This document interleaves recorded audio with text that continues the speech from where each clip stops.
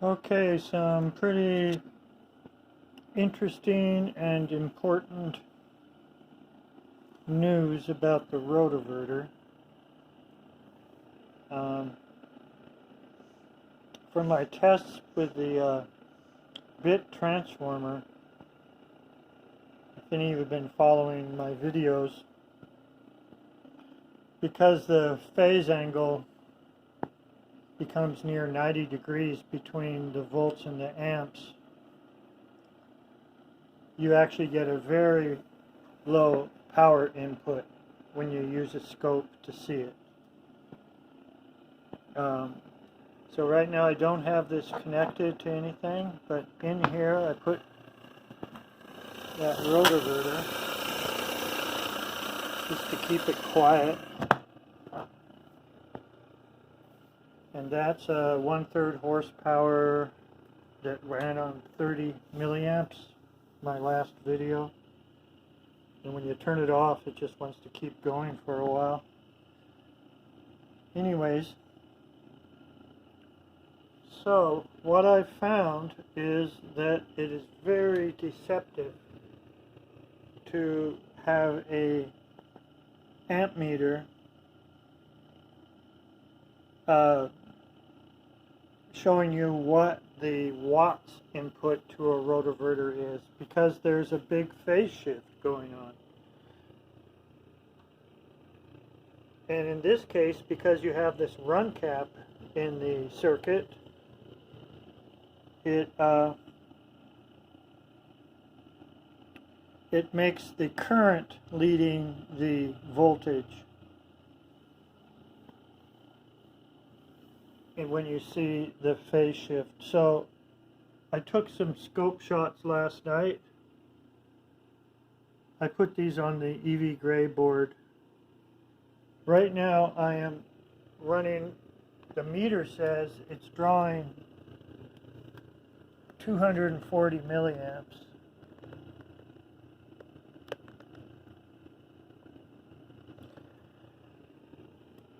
And 120 volts, because it's coming straight from the grid here, which is 120 volts, 60 hertz. So no doubt it's 120 volts, but the meter says 0.24, 240 milliamps. But now, here's what the scope looks like right now. If I connected the scope now, instead of the meter, this is what it looks like.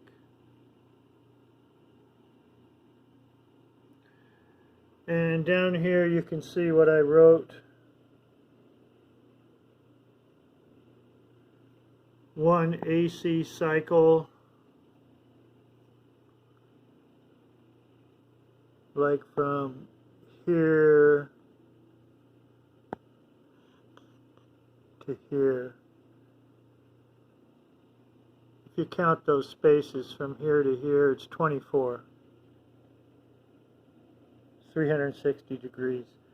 And if you count the spaces between the phase shift between the amps, this is the amps, and the nicer looking sine wave is the volts. And if you count the spaces between those two, from here to here, it comes out to be 10. And so 360 divided by 24 spaces is 15 degrees per space times 10. So this is a huge 150 degree phase shift. This is when it's at 240 milliamps input, okay?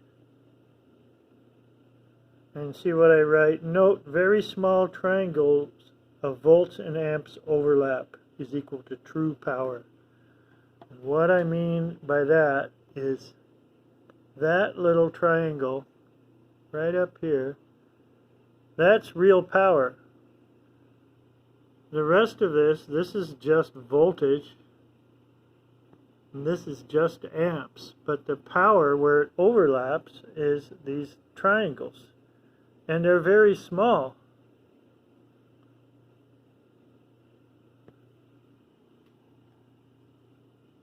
So what you read, like for the amperage, is, okay, it's 240 milliamps. Yeah, okay. That's what the meter says. But when you want to find watts, you need to know what the overlap is. Now that's why you do that. You figure the phase angle and then get the cosine of that, which is the power factor, and you do volts times amps times power factor is the watts. Now this is, I looked this up, the cosine of this is negative 0.89 is power factor. So, you know, can't say for sure just what is going back is like it's working as a generator or an alternator, or what's going back to the source. But just common sense logic, just take a look at the scope. All you get for power is this little smidgen right here, little smidgen right here, little smidgen right here, and a little smidgen right here. Okay, so this is at 240 milliamps input. Now, all I did is I connected a 4 UF cap in parallel to the normal 2 UF cap. So it's 6 UF caps. 6 UF in caps. Now, if I disconnect this, now you hear the tone of the motor change. Now there's only 40 milliamps, not 240. Watch. I'll connect it. 240 milliamps. Disconnect. 40 milliamps. Okay, so you think it's drawing less with only 40 milliamps going in. You would assume so. But now, remember how this looks. The triangle, the base of the triangle is about half a square division and about half a square division going up. Okay? I'm going to change the scope to how it looks now with a 40 milliamp draw and only 2 UF cap. So I'm changing the input power, input amperage, with the size of cap I have as the run cap in the rotovertor. Okay, so hold on a bit. Okay, so this is what it looks like. I didn't change anything on the scope, it's the same settings. The amperage is this one. Whoops, this one here. And the nicer looking sine wave, a little taller, is the voltage, okay? And we have the amps leading the volts now because it's got a capacitor in the circuit. And that's what happens. If there was no capacitor and it just went into an inductor, a coil, it would be the opposite. The voltage would be leading the amps. Regardless, there's a phase shift that happens. This is 4.5 spaces. Over here is about 4 over here. So there is a phase shift. And here's the calculations of the phase shift again. It's 24 spaces. One AC cycle is 360 degrees, 4.5. Same thing, 15 degrees per space times 4.5 spaces is 67.5 degree phase shift. And the cosine of 67.5, 67 at least, is 0.39, okay?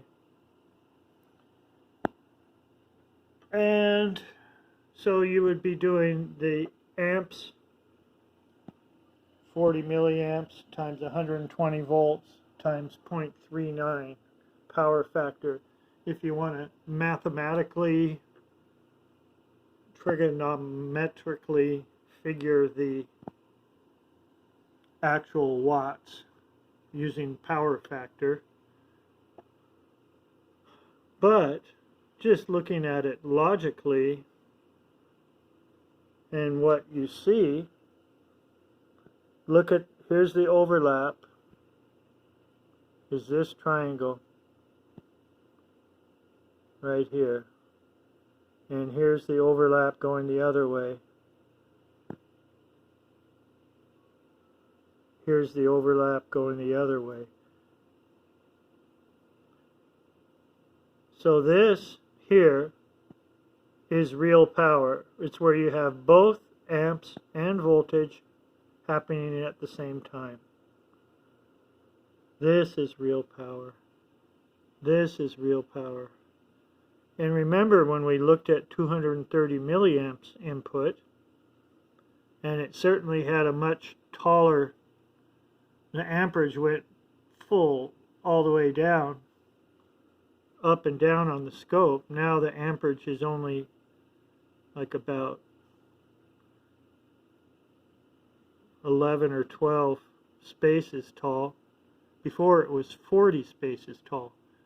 So definitely there's a lot more amperage circulating, but what is the power? And look, the triangle extends a full square division, a little bit more, and a full square division all the way up.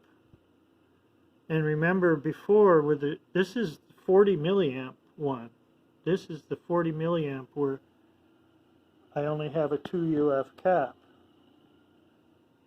And look, it's twice as much. Twice as much power is being consumed, because this is the input to the rotoverter.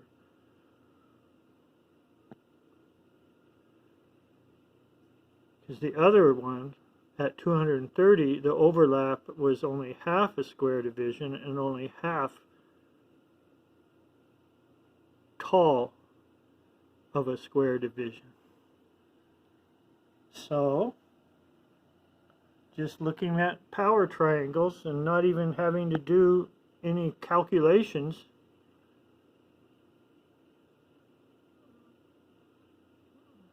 when it says 40 milliamps, it's actually drawing twice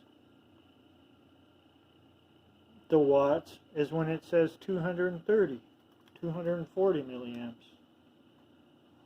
This is super significant for a rotoverter, because when you want more shaft power, you increase the UF value of the cap, and that makes the draw go up. But it doesn't make the draw go up. It only makes the amperage circulating go up. So everybody's been fooled, including me, for years about this, because I never taken a look at the phase angle going into the rotoverter.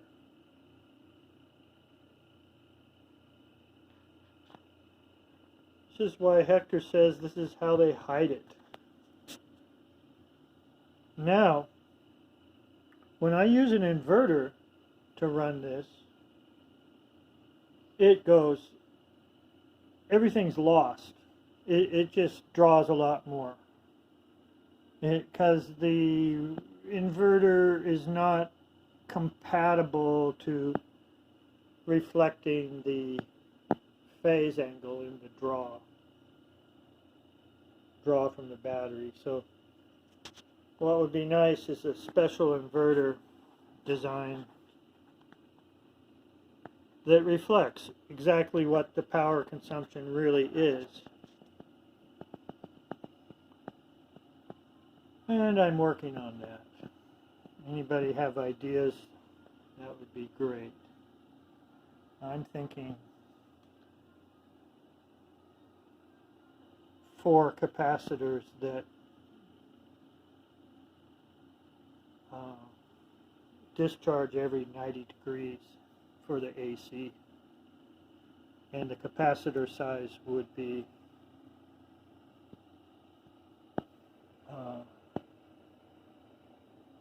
kind of deciding the phase angle, sort of. I don't know. But anyways, this is what's important, is the true power input is what is in these little triangles. The meter shows you what amps is circulating.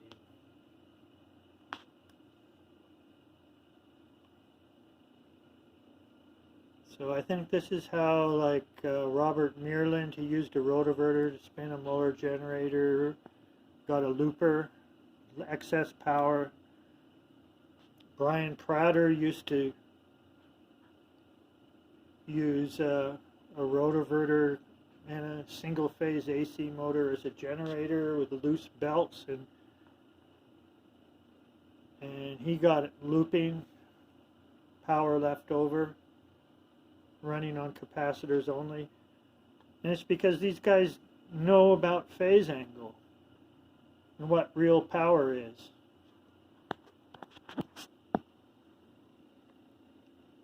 They aren't blindly looking at the meters like I've been doing for years.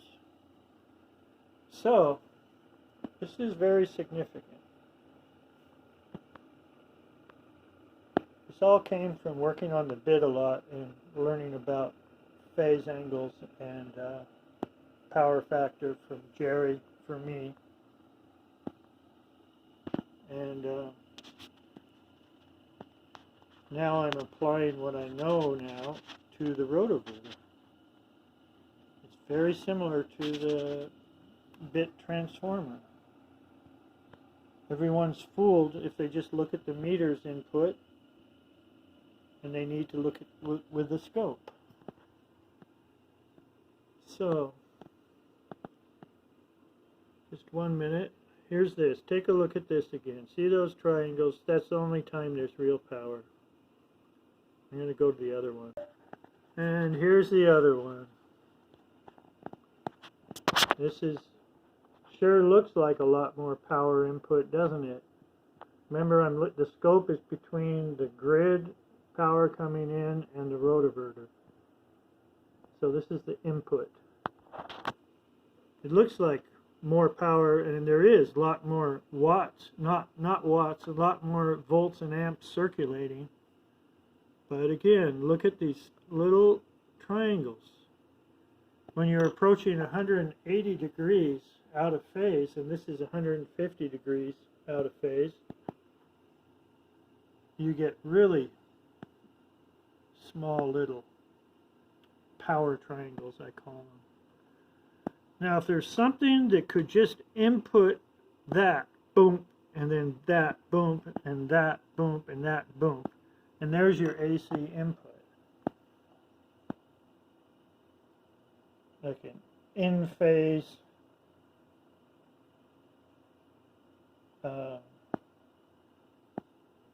power inverter, like maybe you could have just the right cap values so